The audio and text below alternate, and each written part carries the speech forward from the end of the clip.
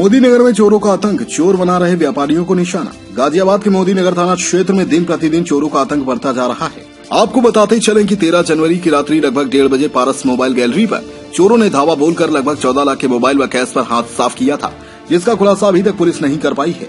वहीं दूसरी घटना शुगर मिल के ठीक सामने बालाजी टेलीकॉम की दुकान में 20 फरवरी रात्रि लगभग 2:30 बजे दुकान की दीवार में कुंभल करके चोरी की घटना को अंजाम देने की कोशिश की, लेकिन दीवार में की गई तोड़फोड़ की आवाज सुनकर पड़ोसी जाग उठे और छत से चोरों पर पथराव कर दिया, जिससे चोर भाग खड़े हुए और चोरी की घटना होते होते बच गई।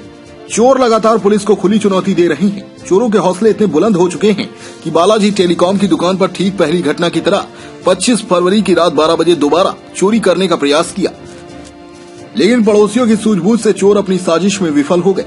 इस घटना के ठीक 2.5 घंटे बाद तीसरी बार उसी दुकान में चोरी करने का प्रयास किया, लेकिन चोरों ने भांप लिया कि दुकान के अंदर व्यापारी सोए हुए हैं। चोर वापस चले गए। यह घटना सीसीटीवी फुटेज में साफ साफ देखी गई। अगले दिन 26 फरवरी की रात लगभग 2 से 3 के बीच गुरुद्वारा रोड स्थित सुनील ज्वेलर्स की दुकान का शटर चोरों ने काट दिया।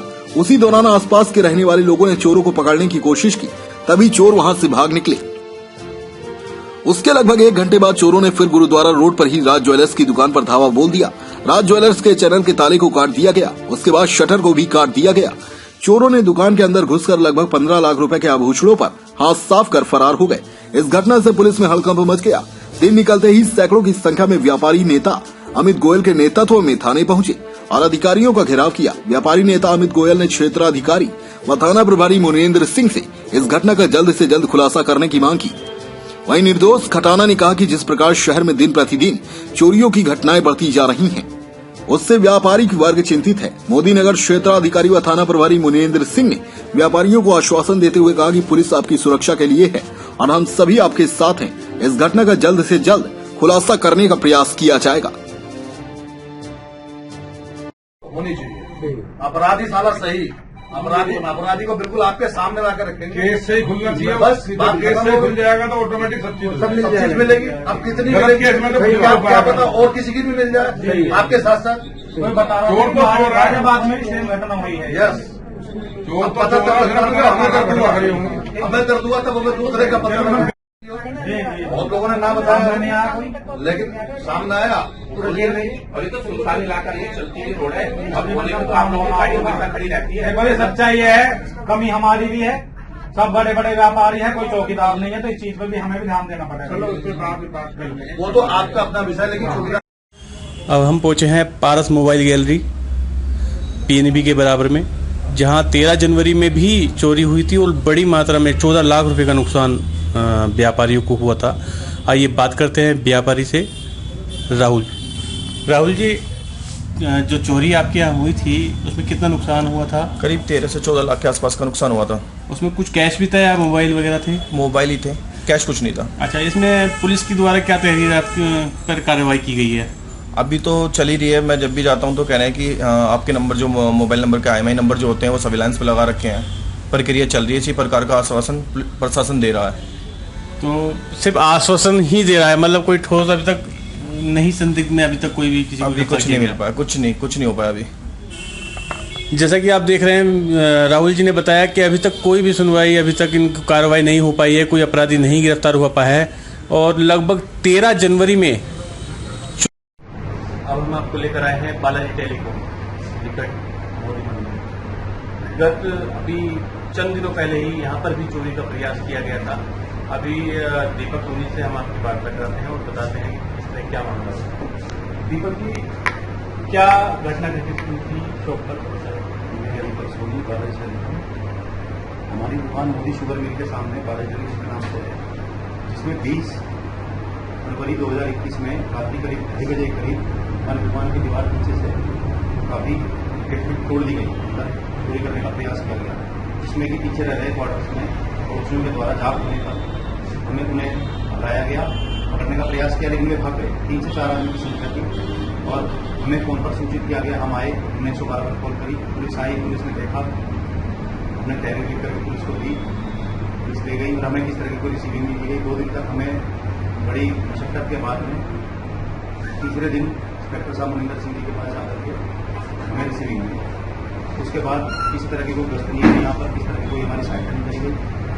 उसके उसके 5 दिन बाद 25 तारीख की रात्रि करीब 12 बजे करीब दोबारा से ही उसी स्थान पर दोबारा से दीवार तोड़ने का प्रयास किया जाए। और ये घटना दोबारा दोहराई गई है? दोबारा दोहराई गई है। 25 तारीख की रात्रि उस दिन 2:30 बजे हुआ था, अब 12 बजे ही इस घटना को दोबारा अंजाम देंगे। 20 तारीख में जो घटना घटी थी क्या उसमें चोरी हुई है? उसमें चोरी का प्रयास पूरा हो गया था, लेकिन पड़ोसियों की जांच होने पर चोर था। 25 तारीख में क्या आपने दोबारा से? 25 तारीख में उसी स्थान के नीचे से दोबारा से दीवार तोड़ी गई और पड़ोसियों को आवाज आने पर, पड़ोसियों की जांच होने पर फिर चोर था और हमें फोन करके सूचित किया गया। हमने तुरंत ही घर से ही 112 पर फोन करी, पुलिस सहायता मांगी गई।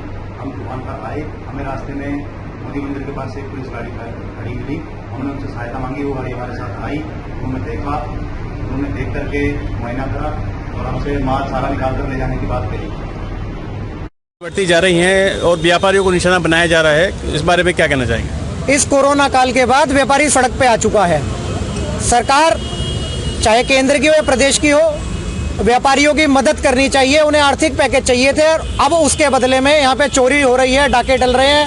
व्यापारी बेहद ज्यादा दुखी है। यदि यही स्थिति बनती रही तो व्यापारी दुकान बंद करके सड़क पे आने को बेकरार होंगे और ये ज्यादा दिन नहीं लगेंगे। अगर ये और 2-4 घटना हुई तो पूरे बाजार को बंद करके हम सड़क पे आंदोलन करेंगे। जो ये घटनाएं बढ़ रही हैं, क्या उसमें कहीं ऐसा लगता है कि पुलिस की कमियां रही हैं? 3-3 जीप घूम रही है, उसके बीच में इनकी किस तरीके की टाइमिंग है वो एक सोचने का विषय है। बस अड्डा चौकी जो है बिल्कुल नजदीक में है, 100 मीटर से 200 मीटर के बीच में जो है वो चौकी है, लेकिन उसके बावजूद भी घटना हो गई है। ज्वेलर्स वालों को बड़ा सॉफ्ट टारगेट बना लिया गया है, क्योंकि अगर एक आम व्यापारी के साथ चोरी करी जाएगी तो उससे 1 लाख, 2 लाख, 4 लाख रुपए का नुकसान किया जाएगा, लेकिन सराफे वाले का अगर नुकसान किया जाएगा तो 10-20 लाख रुपए का आराम से किया जा सकता है। तो जो रात चोरी हुई है उसमें कितना नुकसान? मैं समझता हूँ अभी मोटा जो आकलन हुआ है वो 15 लाख रुपए से ऊपर का नुकसान है और सारा ही चांदी का नुकसान है। पुलिस की तरफ से आपको क्या आश्वासन मिला है?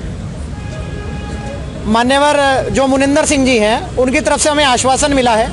उन्होंने अभी पीछे सुबोध जैन जी का भी मामला हुआ था, हमारे व्यापारी का मामला हुआ था, तो हमने यहाँ पे मजबूती से हमने यहाँ पे एप्लीकेशन दी थी और थाने में दबाव बनाने का काम किया था। तो मात्र 3 दिन के अंदर एसटीएफ ने और मोदी नगर पुलिस ने मिलकर जो है ये केस खोल दिया था। हमें पूर्ण विश्वास है, इंस्पेक्टर साहब ने दोबारा विश्वास दिलाया है कि अगले 3 दिन के अंदर इस केस पर वर्कआउट करके आपके सामने खोल दिया जाएगा और माल बरामद कराया जाएगा। मोहनलाल गुप्ता की विशेष रिपोर्ट।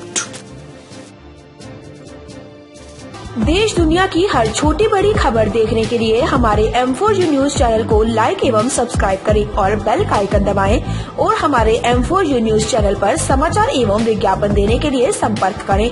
कॉन्टैक्ट नंबर 8445657566 पर।